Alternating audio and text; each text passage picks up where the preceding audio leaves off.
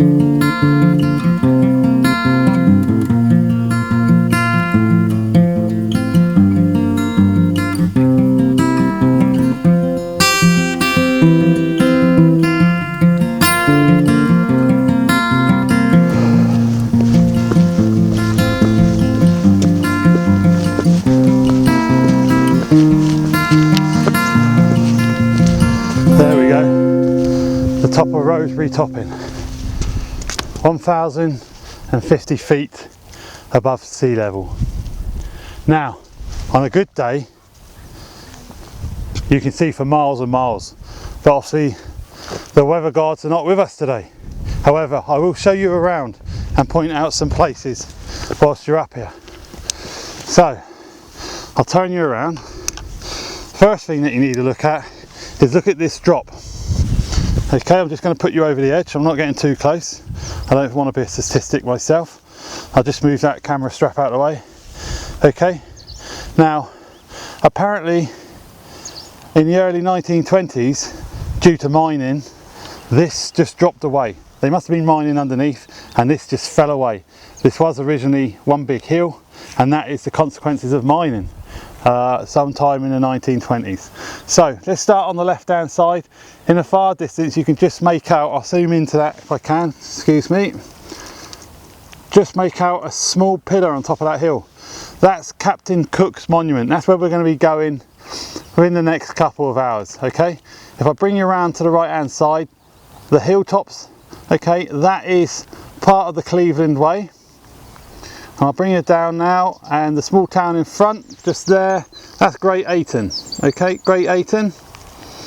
Like I said, when the weather is brilliant, you can see for miles. Over there in the gloom is Eston, just about see the houses.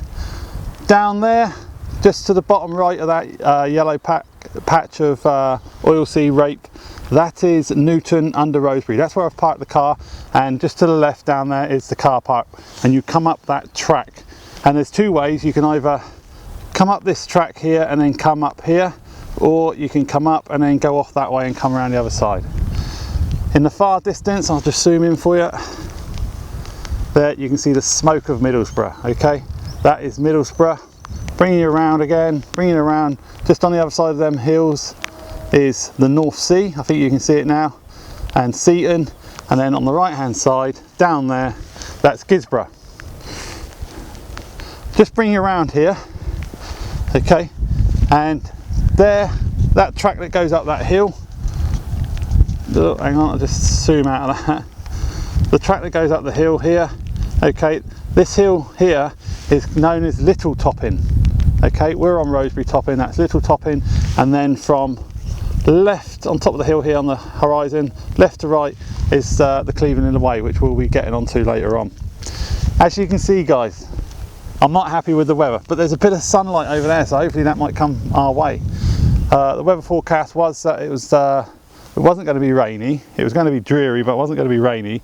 However, it is early, and hopefully this will clear away, and I might be able to get you some decent views. So that's what you see from the top of Roseberry Topping. It's a nice place if you want to come, bring your kids, etc. It's an easy walk. They may complain coming up the track. Other than that, wonderful. Right, the rain started to come down a little bit more, so I decided to just get myself against this rock and get a bit of shelter. I've had a quick look, reference Roseberry Topping, and 1912 was apparently the landslip on the right hand side, resulting in that very sheer face. Apparently they were mining alum, jade and ironstone, so I assume that the mining undermined obviously the hill, and the resulting rockfall. Roseberry Topping is very unusual for this area because obviously it's a pinnacle that sticks out in the open, but what you've got then is you've got the flat plateau of the Yorkshire moors that spread out over to my left hand side over there, which we'll be going on to later on in the day. Again, this weather, it's that horrible rain that just continually is coming down. Not nice, but that's why we wear all the gear. What I'd like to show you is I've been walking around the rock, and typical humans, no matter where we go, and we've been doing it for hundreds of thousands of years, we see a flat piece of rock, we've got to put our name on it. We've got to chisel something into it. So I've just been looking at some of them, and they're quite interesting. So what I'll do is I'll get you a bit closer so you can have a look at some of these names. What have we got? There you go, look. That one up there, I don't know if you can see it just below that white dot. The EB 1890. 1890 that person came up here. There's a small one there, if you can just about make it out. 1900. I mean, people have been coming up here for years and years and just writing their names or carving their names in, or their own names or loved ones' names there. There's a, just make this one out. 1984, I think. 1984. What else have we got? Let's have a look, see. Let's go around. I mean, look, there you are, Megan. Megan, if you ever get to watch this, Megan 2010, or Megan's boyfriend. Yeah, you're on YouTube. We've got some more along there. Some of them are quite faded now, where they've been up there for a long time. There, 09 1986, I think that one is there, with a big square around it. So yeah, oh look, there's a Jewish star there. I don't know the correct name for it, but I just know it's a Jewish star. But yeah, it's people like to come up here and chisel away. I'll just take you down this way so you can see. There you go, look, a lot more there. There's a 2002, 1976. So yeah, people have been coming up here for years, all over this part. Maybe I might get some bonus points if I come up here and carve my wife's name in here. But then again, I don't think she'll probably want to climb up here to have a look. She'll probably just want to see a photograph. So guys, as you can see, we'll be going over in that direction. Sorry about the rain on the lens, but obviously it's raining, but I do spot a bit of blue sky over there. Okay, what I'm going to do is I'm going to look up some history on this place and then I'll get back to you. So, hey guys, welcome back. I thought whilst I'm up here, make myself a brew, first coffee of the day. So got my jet boil out, if it'll work. Get myself a coffee on and take in the scenery.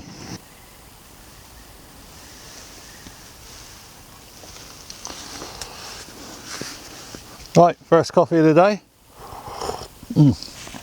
Very hot.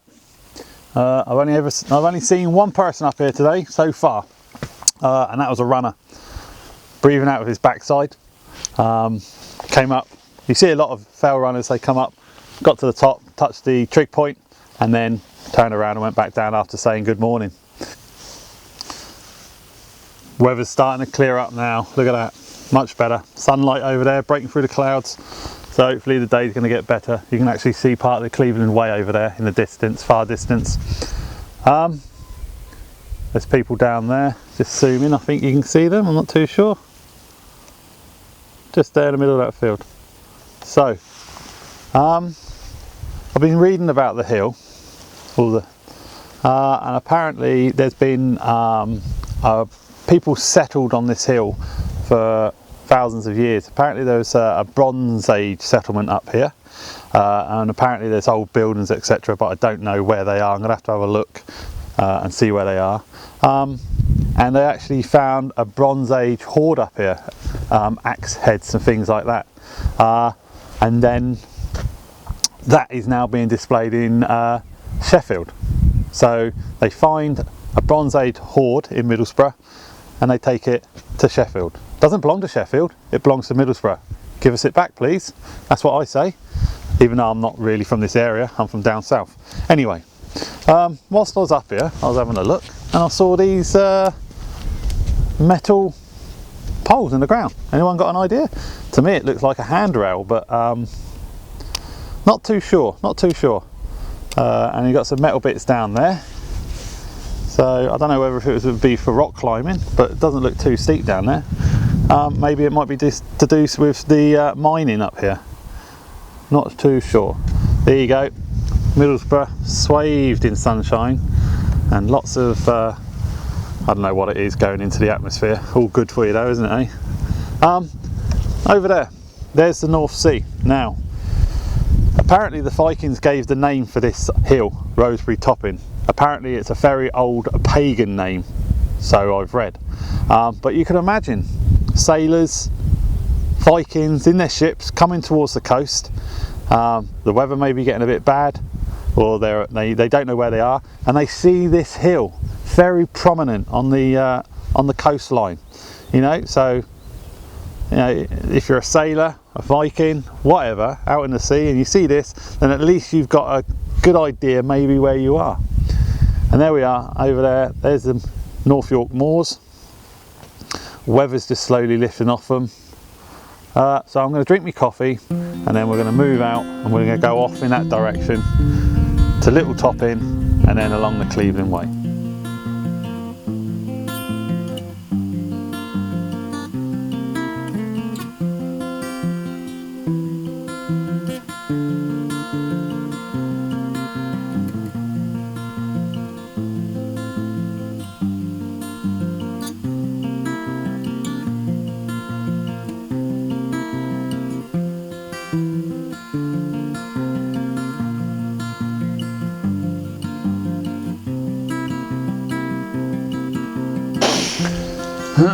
So there we have it. We're now stood on Little Topping. Okay, there's Roseberry Topping behind me, and now the weather has got really nice and clear, and it's starting to open out, and you can start to see Teesside, nice flat ground. And this is why we come out here, and this is why we do this, to get away from everything and enjoy the scenery. And I hope you're enjoying it too.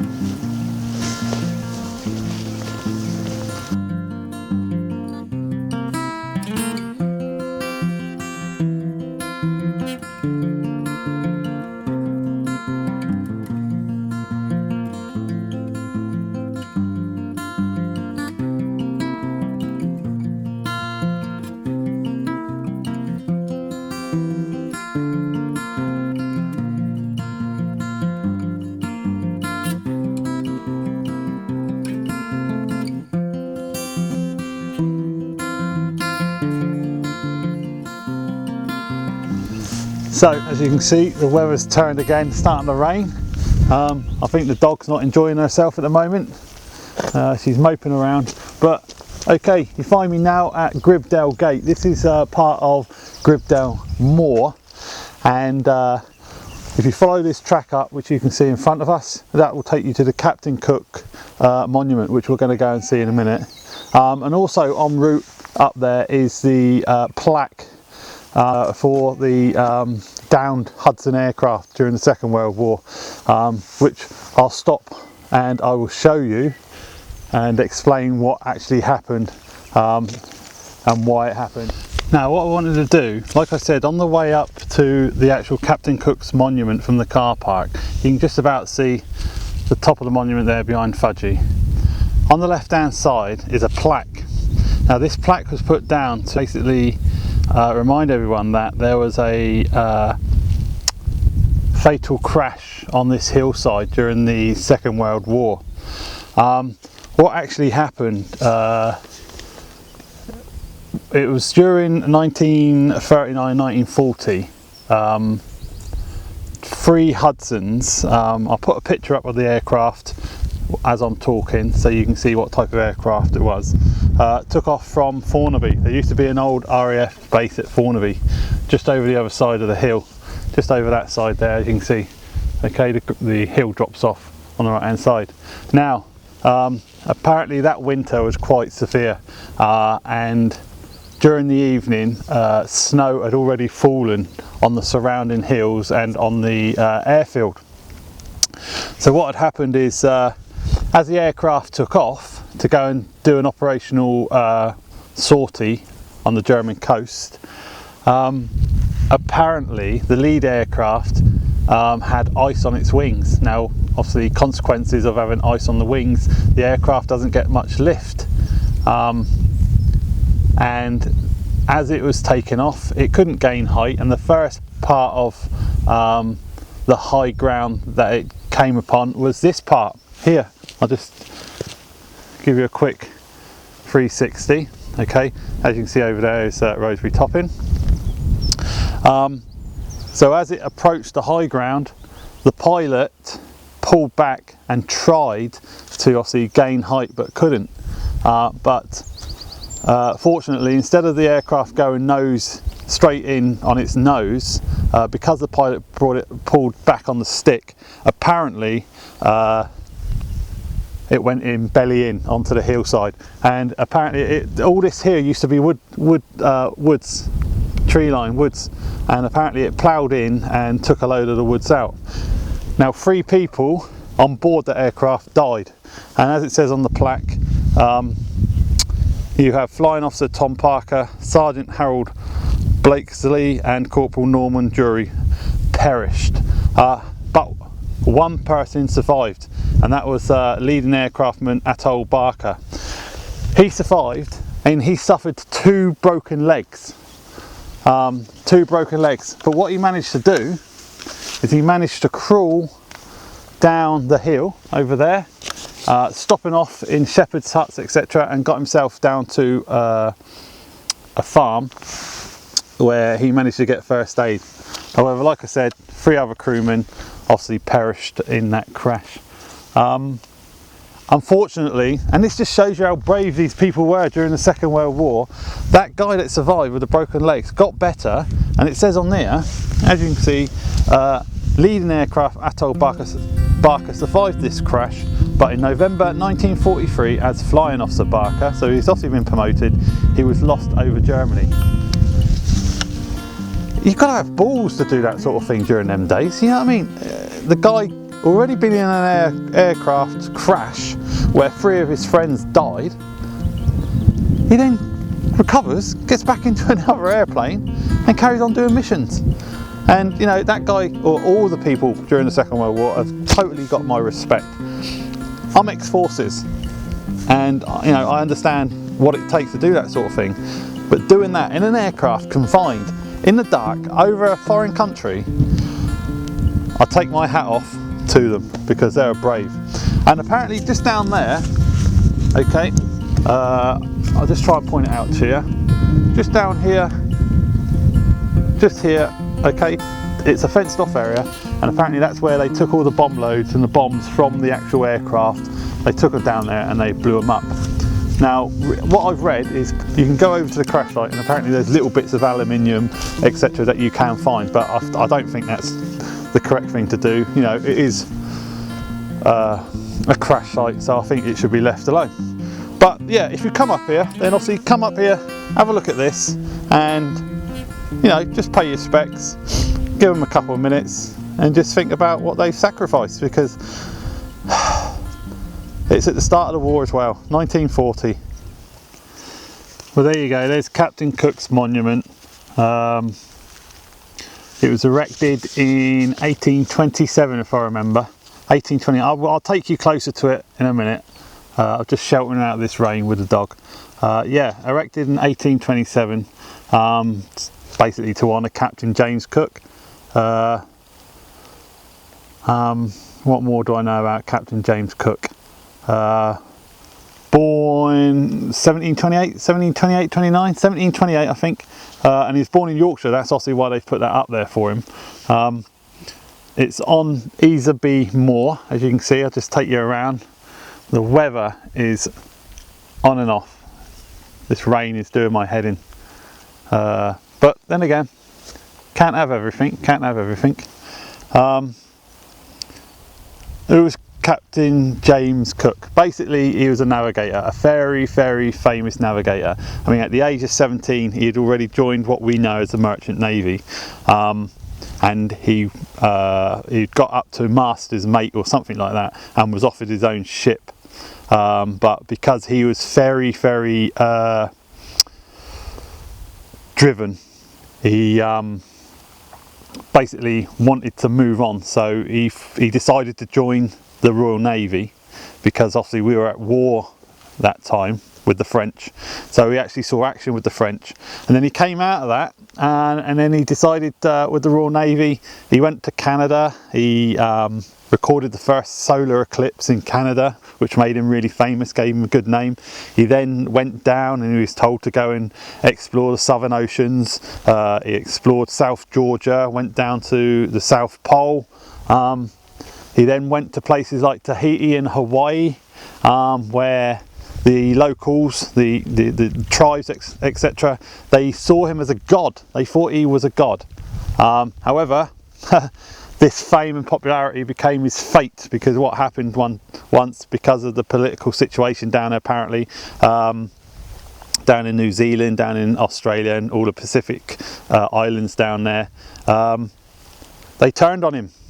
And as he was telling his men to get into the boats, he actually turned, the story goes, he turned his back on the natives, and they believed that a god wouldn't turn his back on the natives, and he was struck from behind. And then when they saw that he'd fallen to the ground, all the natives basically jumped on him and killed him. So not a very nice end to a successful career.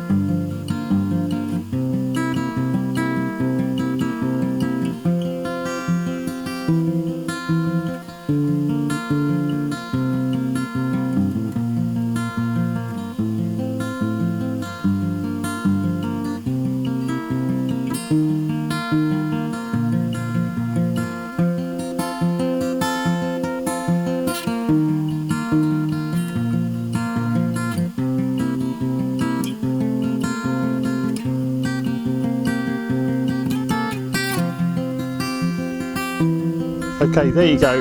There's another view of the Roseberry Topping. As you can see, the left hand side has completely gone away and slid down. That's why they call it the northeast Matterhorn. Just like to point this out to you.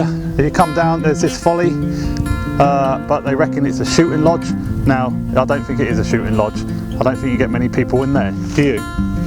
Then, on our way back, We're going to go down through the woods. Newton wood, that wood's meant to be over 400 years old, so it's been standing for so long. So I'll see you back at the car. Thanks a lot. Guys, that's the end of the video. I've just come into the church in Newton under Roseberry. It's St Oswald Church, lovely little church. So that concludes the video. I hope you enjoyed it as much as I enjoyed making it, and it was a nice little day out up the hill. So if you enjoyed it, then please like, subscribe and share like you always do, and I'll see you in my next one, which hopefully will be coming up very soon. So from me and Fudge, thanks a lot, and we'll see you later. Bye bye.